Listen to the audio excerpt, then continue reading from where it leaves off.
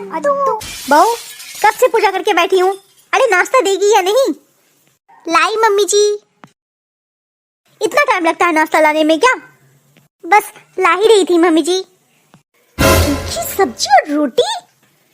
ये क्या बहू, ये क्या बना दिया तूने? तुझे पता है ना मैं तरी वाली सब्जी खाती हूँ। मम्मी जी दरअसल निधि ने ही कहा था कि आज सूखी सब्जी बनाने के लिए। अरे सूखी सब्जी उसके लिए बना देती, मेरे लिए तो कम से कम तरी वाली बना सकती थी तू। मम्मी जी आप कहें तो अभी तरी वाली सब्जी बना कर ले आऊं? अब दे, जो बनाई है वही खा लूं।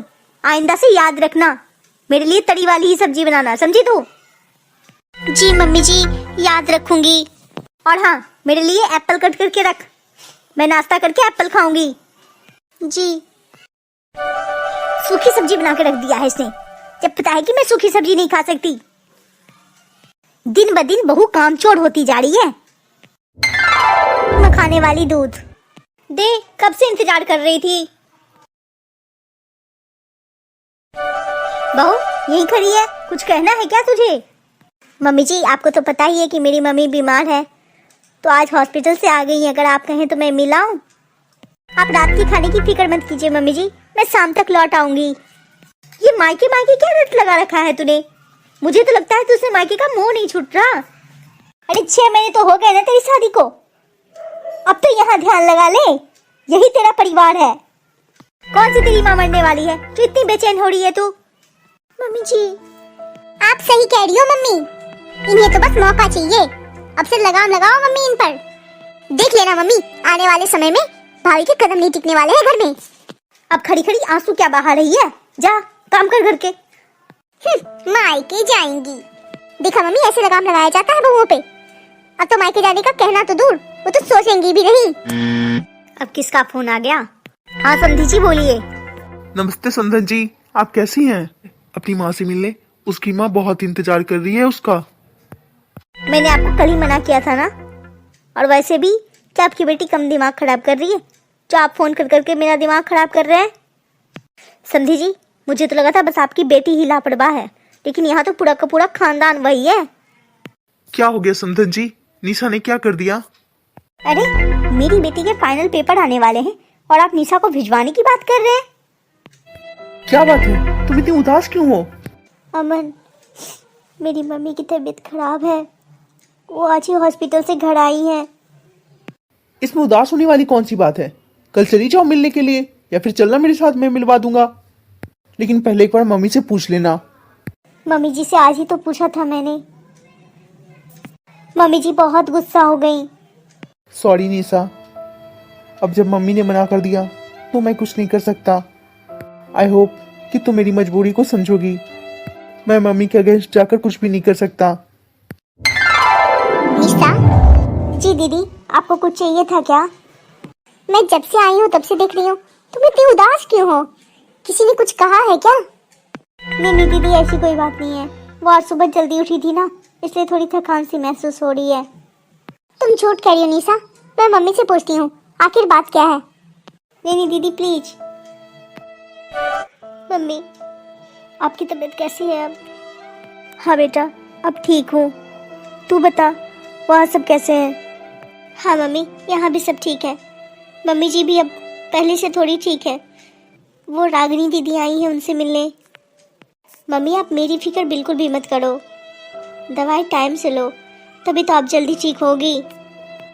मम्मी मैं को कल मम्मी जी से बात करके देखती हूँ, अगर वो मान जाए तो मैं 1 घंटे के लिए भी जरूर आऊँगी मिलने आपसे, मेरा मन बहुत बेचैन हो रहा है। अच्छा तो बात ये है, अब समझ में आया कि निशा इतनी परेशान क्यों है। मम्मा रागिनी दीदी कहाँ गई? मम्मी आपने निशा को मायके क्यों नहीं जाने दिया? रागिनी तू बैठ, छोड़ इन सब बातों को। आपको तो पता है ना मम्मी कि निशा की मम्मी की तबीयत खराब है। अरे कम से कम 1 घंटे के लिए भेज देती हैं आप। दीदी आपको तो पता है कुछ दिनों बाद मेरा पेपर है, अगर भाभी मायके चली जाएगी तो घर कौन संभालेगा? 1 घंटे में कौन सा तूफान आ जाता। रागिनी बेटा तू भोली भाली है, इसलिए तुझे उसने अपने बातों में ले लिया। तुझे क्या पता वो तो हर दिन नाटक करती रहती है मायके जाने के लिए। अच्छा मम्मी तो मायके जाना जुर्म है क्या? और जब ऐसी स्थिति में जब उसकी मम्मी का तबीयत खराब हो? दीदी आपको क्या पता, भाभी सिर्फ अपने बारे में सोचती है, उन्हें तो किसी की परवाह ही नहीं है। सुन दीदी जरा तमीज से बात कर ले, वो तुझसे बड़ी है। और हाँ, अगर वो सिर्फ अपने बारे में सोचती ना तो आज वो यहाँ नहीं, वो अपने मायके में होती। समझी तुम? क्या बात हो गई दीदी, आप इतना गुस्सा क्यों हो रही हो?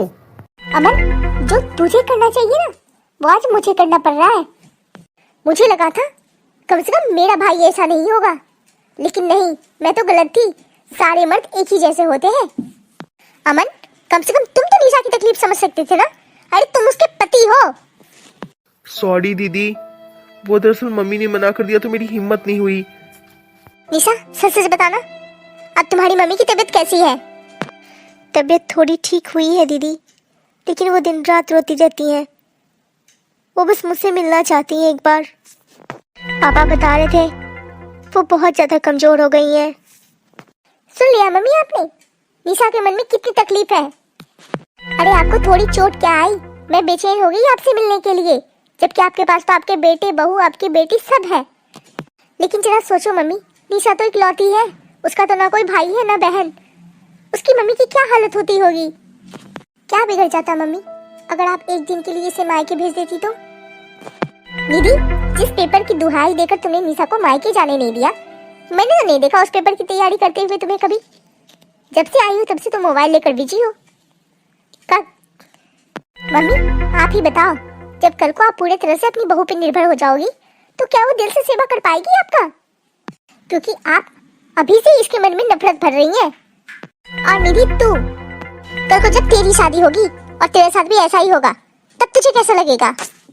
अगर तू आज अपनी भाभी का दर्द समझेगी ना तो कल को कोई तेरा भी समझेगा। क्योंकि हम लड़कियों की किस्मत ना ऐसी ही होती है। मुझे ही देख लो मम्मी, आज जब मैं आपके बारे में सुनी तो कितनी बेचैन हो गई थी आने के लिए, लेकिन मेरी सासू माँ, उन्होंने साफ मना कर दिया था कि तुम वहाँ नहीं जाओगी, तुम्हारा परिवार ये है। लेकिन फिर भी मेरे देवर ने समझाया, तब कहीं जाकर मेरी सासू माँ समझी। हर माँ को अपनी बेटी का दर्द तो समझ में आता है, लेकिन अपनी बहू का क्यों नहीं समझ में आता? अमन, अमन, निशा सिर्फ इस घर की बहू नहीं है, वो किसी की बेटी भी है। वो अपना दर्द किसी और से नहीं, सिर्फ तुमसे कहेगी, और तुम्हें उसका दर्द समझना पड़ेगा क्योंकि तुम उसके पति हो। समझे? जी दीदी, आगे से ऐसी गलती नहीं होगी। निशा, इधर आ बेटा। जी मम्मी जी। बैठ यहाँ। बेटा, मैं तो पहले दिन से ही तेरी सास बन गई, लेकिन आज तक तेरी माँ नहीं बन पाई। मेरी भी गलती नहीं है, मैंने जो देखा बस वही सीखा। मेरी सास भी मेरे साथ ऐसी ही करती थी। मुझे लगा शायद सास बहू का रिश्ता ही ऐसा होता है, लेकिन नहीं, आज रागिनी ने मेरी आंखें खोल दी। आज से मेरी 2 नहीं 3 बेटी है। जा बहू, तू पैकिंग कर ले, अमन तुझे कल सुबह ही पहुंचाएगा तेरे मायके। लेकिन मम्मी जी, निधि का पेपर। निशा, तू बिल्कुल फिक्र मत कर, मैं यहाँ हूँ। 1 हफ्ते तक मैं संभाल दूंगी। तू जा आराम से अपनी माँ से मिल के आ। एक माँ लाखों की भीड़ में भी सिर्फ अपनी बेटी को ही ढूंढती है, क्योंकि जो दुख दर्द वो अपनी बेटी से कह सकती है वो किसी और से नहीं कह सकती। हाँ बेटा, रागिनी बिल्कुल सही कह रही है। अब तू रोना बंद कर, जा पहले पैकिंग कर ले। निधि के एग्जाम के बाद हम सब आएंगे तेरी माँ से मिलने। सॉरी भाभी, मुझे भी माफ़ कर दो, मुझसे भी गलती हो गई। कोई बात नहीं निधि, तुम तो मेरी छोटी बहन जैसी हो। दीदी, आप मेरी ननद नहीं, आप मेरी बड़ी बहन हो। भगवान करे हर लड़की को ससुराल में आप जैसी ननद मिले, तो उसे मायके की कमी कभी महसूस नहीं होगी। जा जा, इतना मक्खन लगाने की जरूरत नहीं है। जाकर जल्दी से पैकिंग कर, वरना अगर तेरी सास का मूड बदल गया ना तो फिर तुझे जाने नहीं देगी। नमस्कार प्यारे दर्शकों, आपको हमारी ये कहानी कैसी लगी? हमें आपसे एक शिकायत है, आजकल आप लोग कमेंट नहीं करते, कमेंट में ये भी नहीं बताते कि आपको कहानी कैसी लग रही है। आपका कमेंट हमारे लिए बहुत मायने रखता है। आपको जैसी भी कहानी अच्छी लगती है वो भी आप बताइए, हम उसी तरह बनाने की कोशिश करेंगे। इस कहानी में आपको किसका कैरेक्टर सबसे ज़्यादा अच्छा लगा? निशा का, उसकी सास का, निधि का या फिर बड़ी ननद रागिनी का? इस कहानी से जुड़ी सवाल ये है कि निशा की सास निशा को कहाँ जाने से मना करती हैं। वेट, कहाँ जा रहे हैं आप लोग? मैं अभी आई। प्लीज दोस्तों, मेरे 10 के सब्सक्राइबर्स पूरे करवा दीजिए।